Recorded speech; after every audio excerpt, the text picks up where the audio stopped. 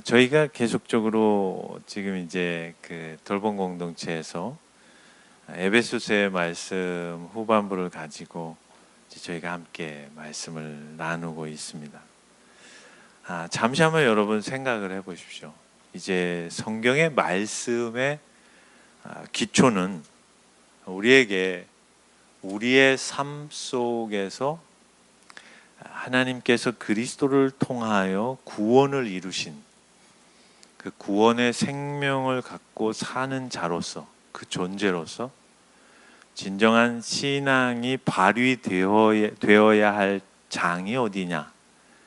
그것은 특별한 어떤 부르심의 자리가 아니라 늘 우리가 만나는, 부딪히는 현실의 영역 위에, 그 토대 위에 하나님께서 그리스도 안에서 허락하신 구원의 본질적인 내용이 있다. 이 부분은 이제 여러분 모두 이해와 정리가 되셨을 것이라고 생각을 합니다. 그래서 에베소서는 하나님께서 예수 그리스도 안에서 이루시고자 하는 그 구원의 궁극적인 영광스러움과 찬송됨이 1차적으로는 부부 안에서 그 내용을 우리의 삶을 통하여 담기를 원하신다는 것이죠.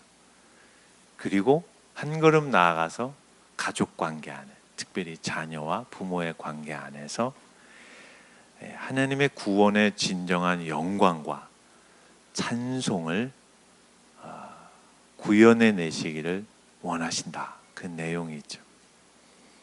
그리고 조금 더 확대되어 우리의 현실적인 사회 영역, 직장 안에서의 내용 속에서 하나님께서 예수 그리스도를 통하여 이루신 그 구원의 궁극적인 실체, 찬송과 영광됨을 그 안에서 다 드러내시고 나타내시고 담기를 원하신다. 여기까지는 아마 우리가 이해가 되셨을 것입니다. 왜 그렇게 하셨을까요? 다른 방법 많으신데 그냥 예수님이 십자가에 딱 죽으시고 우리가 그분을 믿고 바로 우리의 모든 삶이 확실하게 하나님 마음에 흡족한 모습으로 그 자리까지 이루어져 전혀 부족함이 없는 그러한 모습으로 찬송과 영광을 받으셔도 되셨는데 그렇게 하지 않으시고 과정과 시간과 그리고 내용을 우리의 전 삶의 영역에서 허락하셨다는 것이 우리의 어려움이자 현실적인 충돌의 내용입니다. 부부 삶은 힘듭니다. 자녀와의 관계 더 힘듭니다. 세상 속에서의 이웃과의 관계 역시 만만하지 않습니다. 그 장을 왜 허락하셨을까요? 우리가 먼저 분명히 이해해야 할 가장 중요한 본질적인 성경이 말씀하시는 하나님께서 우리를 향하여 우리의 실존을 보여주신 내용을 잊어서는 안 됩니다. 여러분 잘 아시는 말씀이죠.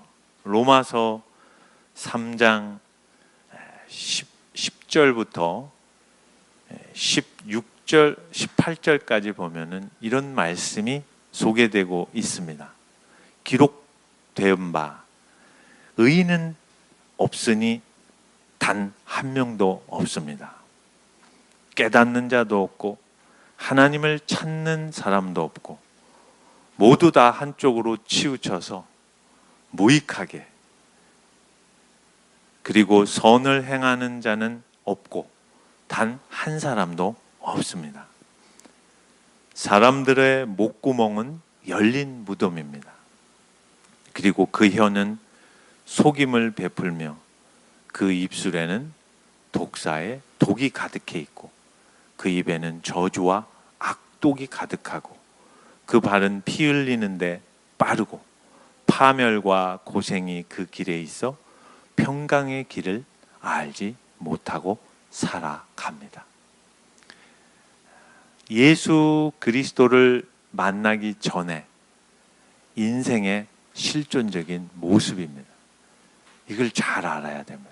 아니, 예수 그리스도의 생명이 우리 안에 있음에도 불구하고 일부분 본문이 말씀하신 이 로마서가 말씀하신 삶이 우리 안에 그대로 남겨져 있다는 현실을 주목해야 합니다. 부부를 한번 생각해 보십시오. 이러한 내가, 이러한 나 자신이 비슷한 그러한 성정을 갖고 있는 아내를 만나서 한 몸을 이루어 부부의 삶을 삽니다. 조금 더 쉽게 표현하겠습니다.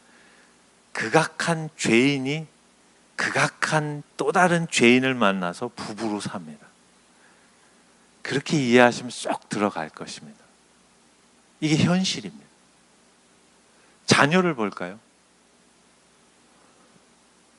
악독한 부모가 사악한 자녀를 낳아서 키워야 되는 현실이 있습니다.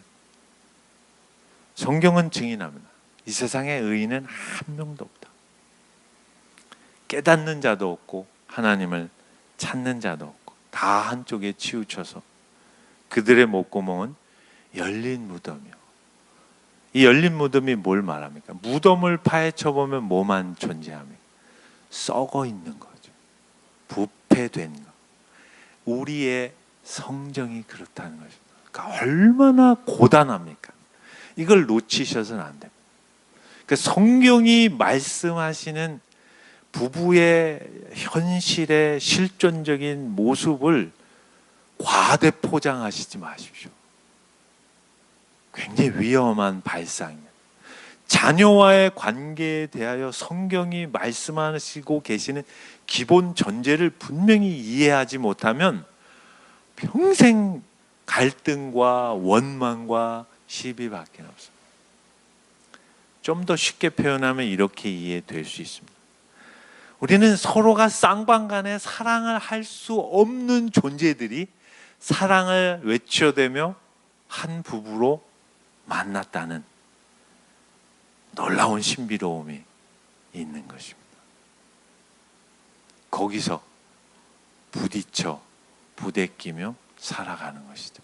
하나님께서 그 시간과 그 과정과 그 모든 내용 속에서 찬송과 영광이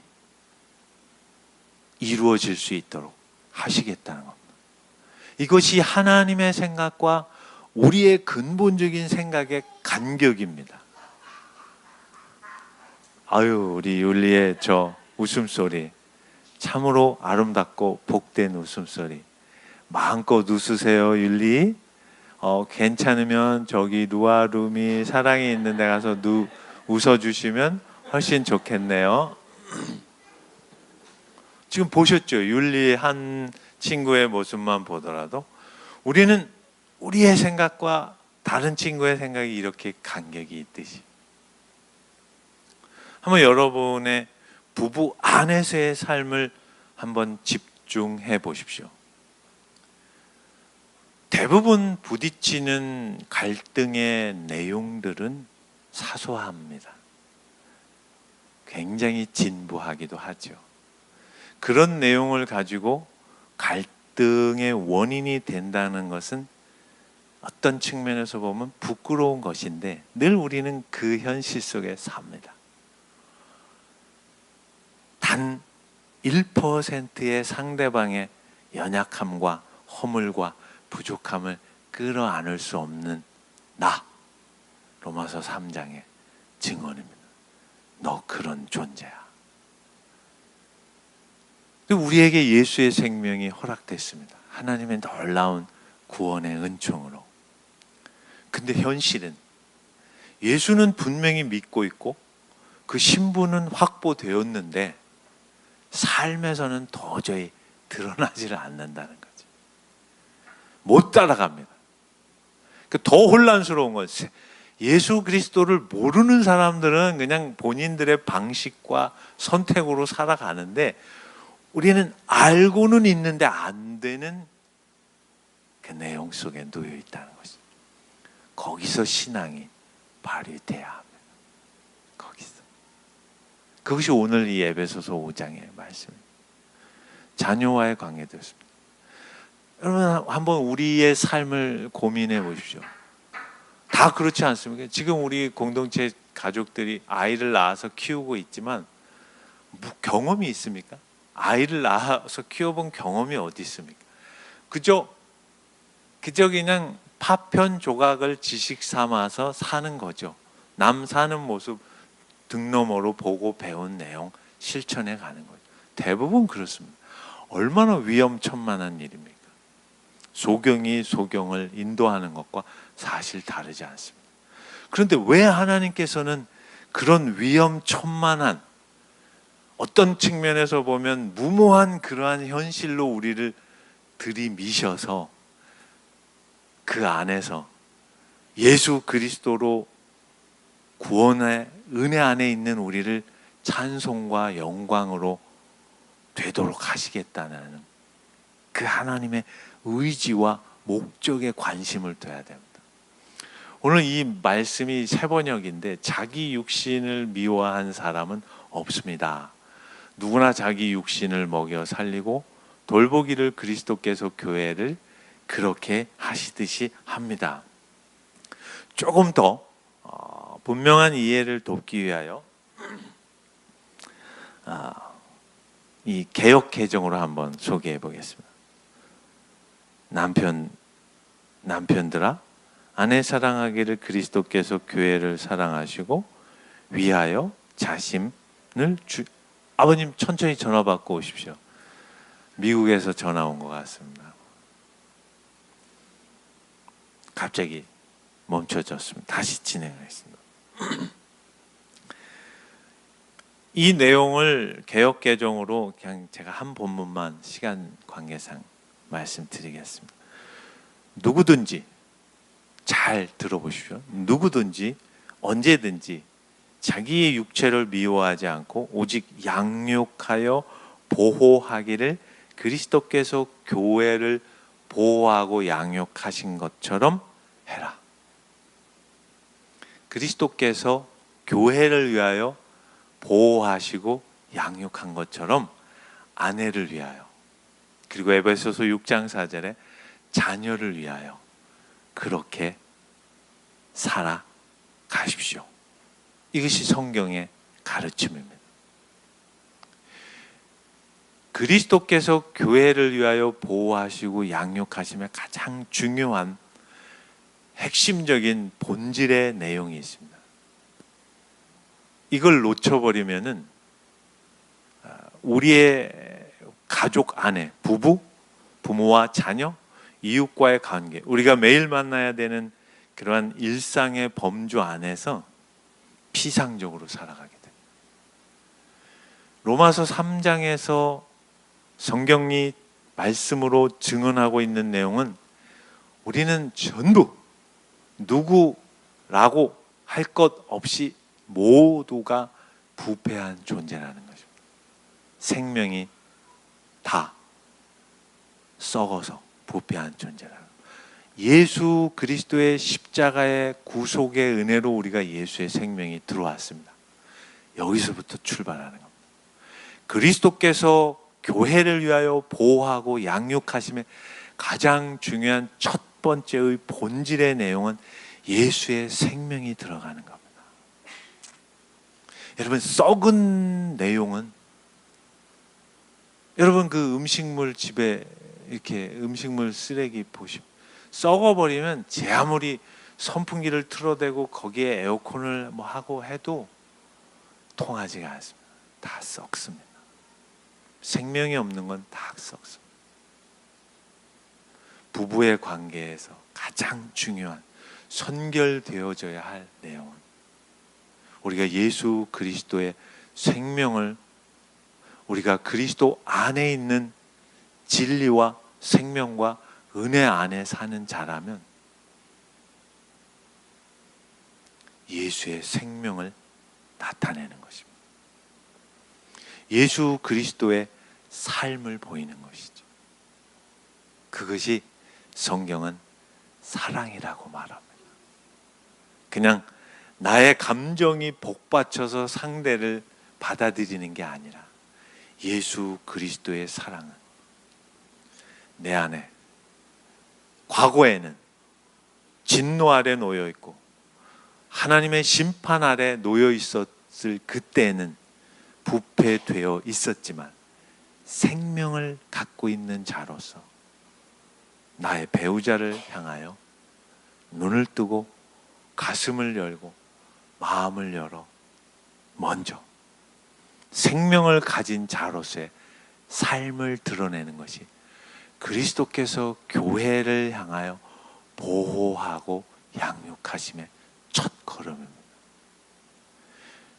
그것이 부부 안에 이루어질 때 평생의 삶의 과정에서 두 사람이 죽음으로 나뉘어질 때까지 그 내용으로 매일 매 순간의 삶 속에서 조금씩 채워져 우리 안에 부패된 그 자리가 남아있지 않도록 예수의 생명이 우리의 삶 전체를 그리스도의 성령의 충만함으로 채워져 가는 과정 속에서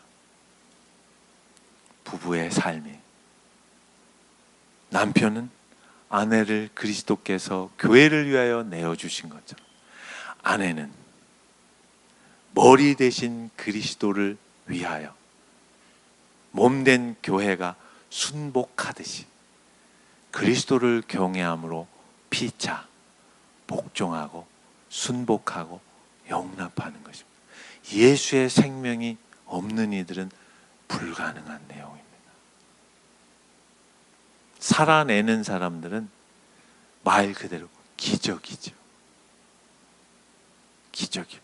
하나님의 무한하신 악인에게도 한없이 햇빛과 비와 영양분을 공급해 주시는 그 은총 아래서 사는 것뿐이지 하물며 예수의 생명이 있는 우리에게 그 삶을 살아내지 못한다면 우리의 신앙은 지극히 피상적이고 껍데기며 조심스러운 표현이지만 거짓된 신앙일 수 있는 것입니다.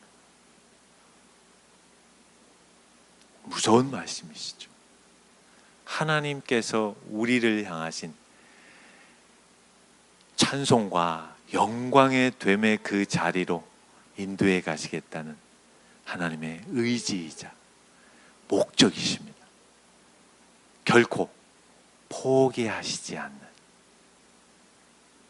예수의 생명이 담겨 있는 의미인 것입니다. 자, 이제 여러분 어떻게 하시겠습니까? 여러분의 배우자에게 어떤 태도와 자세와 주의 말씀 앞에 순종의 삶을 살아가야 되는지 오늘 이 말씀을 우리가 마음으로 받아들인다면 이제 우리는 핑계 댈 수가 없습니다. 여러분이 낳아서 키우시는 자녀에 대하여 여러분 이 내용 속에서 먼저 우리가 경계해야 할 한 가지 소중한 가치가 있습니다. 다수의 환상을 거절하십시오. 여러분이 이 시대 속에서 접하는 정보들을 거절해야 됩니다. 맹목적으로 받아들이는 그 쓰레기보다도 못한 그 인터넷상의 내용들에 여러분 이 진리의 말씀을 여러분 절대적으로 신뢰하셔야 됩니다. 여러분이 앞으로 우리 돌봄 공동체 자녀들이 부모들이 다 적용이 되는데 세상에서 말하는 그 기준에 여러분이 넘어가면 다 놔버리는 겁니다. 궁극적으로 여러분의 자녀의 인생이 앞으로 어떻게 펼쳐질지 우리는 모릅니다. 그러나 그 발걸음의 과정 속에서 분명히 넘어짐이 있을 것이고 실패가 있을 것이고 절망이 가득할 것입니다. 그럼에도 불구하고 우리가 하나님의 구원의 은혜 안에서 찬송과 영광으로 이루시겠다는 그 약속을 바라보며 부모로서 자녀를 향하여 가장 먼저 지켜야 할 주의 교훈과 훈계로 가르치고 키우는 내용 속에는 딱 하나입니다. 예수 그리스도의 삶의 진리됨과 생명됨과 복됨을 확신할 때, 부모가 이 확신과 신뢰가 없는데 어떻게 자녀에게 예수의 생명을 전수할 수 있겠습니까? 여러분, 이걸 놓쳐서는 안 돼요. 교회의 어려움이 무엇냐? 목회자의 고충이 뭐냐? 모든 부모는 자녀들이 다 최고의 명문대를 가고 최고의 직장을 들어가 최고의 배우자를 만나 최고의 한국 사회에서 떵떵 누리며 살아가길 꿈꾸고 있다는 것입니다. 개인의 선택이니까 거기에 대하여 뭐라 할 마음은 없습니다. 그러나 오늘 이 말씀을 주목하십시오. 자기 몸도 그렇게 보살피는데 그리스도께서 교회를 향하여, 여기서 교회는 여러분 한 분 한 분을, 여러분의 성함을 집어넣으시면 됩니다. 여러분 한 분 한 분, 여러분 부부, 여러분의 가정을 향하여 예수 그리스도를 통하여 아버지의 사랑을 다 쏟아 부으셔서 그 안에 진리와 생명과 썩어가는 그 죽음을 물리치셔서 부활의 능력을 심어 놓으셨는데, 그것이 구원인데, 그 내용으로 부부의 삶에서 부패된 것을 완전히 새롭게 하여 예수의 생명으로 사는 부부의 삶이 무엇인지를 보일 때 아버지 하나님께 찬송이 되는 것이고 성부 하나님께 영광이 되는 거라는 것을 여러분 확신하셔야 됩니다. 이거 다 놔버리고 무슨 종교적인 행위와 어떤 이 열심과 내용들을 가지고 밥 바꾸는 것은 성경 어디에 허락하시지 않습니다. 부부로 잘 사십시오. 여러분의 자녀를 다수의 환상을 거절하십시오. 지금 여러분의 아이들이 성격이 막 부산하고 좀 애가 막 이리 갔다 저리 갔다 한다고, 여러분들은 그런 게 있지 않습니까? 우리 집 아이 정신적으로 무슨 문제가 있는 것 같아. 그걸 어떻게 합니까? 그때 다수의 쓰레기 같은 정보들이 우리 부모들을 부채질하죠. 빨리 너의 자녀를 손대어라. 여러분, 최고의 유치원을 가면 그 자녀의 성품이 완전히 예수님의 성품으로 될 거라고요? 그러면 다 거기 보내면 됩니다. 그렇지가 않습니다. 여러분의 자녀는 여러분의 그리스도 안에서의 성숙된 인격과 인품과 삶의 태도와 삶에 대한 자세와 삶으로 살아내는 모든 행위를 통하여 여러분의 자녀들이 예수 그리스도의 생명 안에서 하나님의 거룩한 자녀로 살아가는 것을 배워갈 수 있을 것입니다. 저도 지금 그걸 배워가고 있습니다. 어떻습니까, 여러분? 미희님 어떻습니까? 이제 허락될 생명을 어떻게 키워야 하는지 아시겠습니까? 민재님 어떻습니까? 하루를 어떻게 키워야 하실지 아시겠습니까? 어려운 일입니다. 그래서 우리는 늘 오늘 말씀처럼 훈련되어져야, 훈련 과정이 있습니다. 그 시간 속에서 배워갑니다. 항상 여러분이 여러분의 자녀들을 상대할 때 잊지 마십시오. 여러분의 자녀는 여러분의 자녀 이전에 하나님의 자녀예요. 자녀란 하나님께서 부모에게 잠시 위탁하신 생명체입니다. 내 소유물이 아닙니다. 잠시 위탁받은 책임과 역할, 역할만 있을 뿐입니다. 그분이 우리의 부부의 관계를 통하여 보냄을 받은 하나님의 자녀라는 것을 잊지 마십시오. 예수의 생명, 진리, 그리고 구원의 은혜를 여러분의 가족 안에서 드러내지 못한다면 우리의 신앙은 허공을 치는 메아리와 다를 바가 없을 것입니다. 여러분의 가정에서 예수를 믿는 부모의 모습을 보여주십시오. 여러분 부부로서 여러분의 부모님들에게 우리의 부부가 예수를 믿는 부부로 어떻게 살아가는지 나타내 주십시오. 그리고 언제든 여러분을 예수 그리스도께서 한없이 용서하신 것처럼 여러분의 자녀들을 그 마음과 그 심정으로 품어 가십시오.